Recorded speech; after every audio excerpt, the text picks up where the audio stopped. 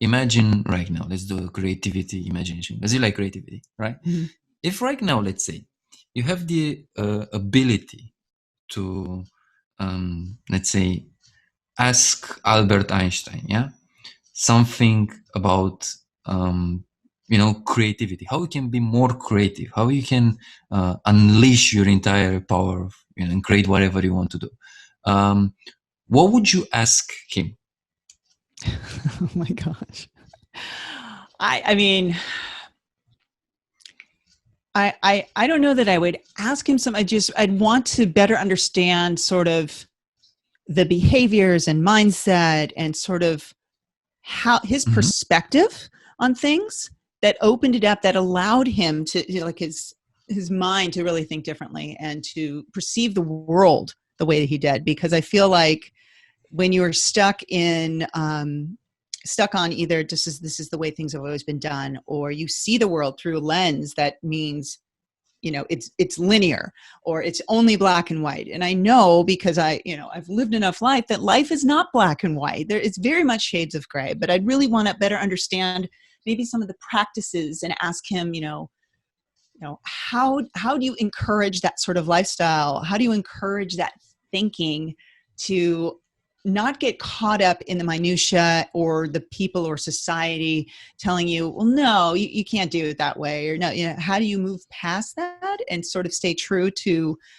the possibilities and that the sense of wonder and discovery and innovation that not only fuels creativity, certainly, and as a writer, that's important to me, but just generally in life, because it's how you think about something and how you approach something can yield very different results.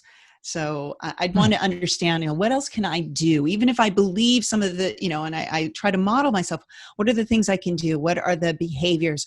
And conversely, what should I stop doing? Maybe there are things that I'm doing that I think are, oh, this will help me, but maybe I shouldn't waste my time and energy on things that, nah. So I'd love to have a conversation with him and say, okay, what do you think? Like what could I be doing more of, less of, what, to kind of encourage this idea of seeing the world differently. Okay, good. And now let's do something crazy. Let's switch places. Let's say I am you and you are Albert Einstein. What will be the answer? And Albert Einstein, I would say, put yourself into uncomfortable situations. Put yourself in a position where you are always curious and learning. That put yourself into, or give yourself problems, or read things, expose yourself to things that don't have a definitive answer, that they are open to interpretation. Because if you give someone a problem that you say, well, what's 1 + 1? Well, there is really only one answer.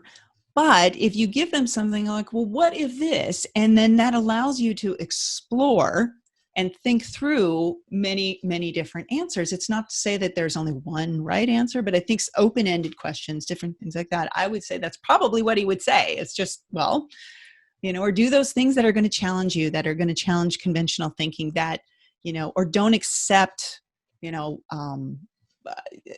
accept things at face value. Maybe be able to question them and come back and say, well, why? And as asking those questions, well, why can get you to some enlightened thinking, I think.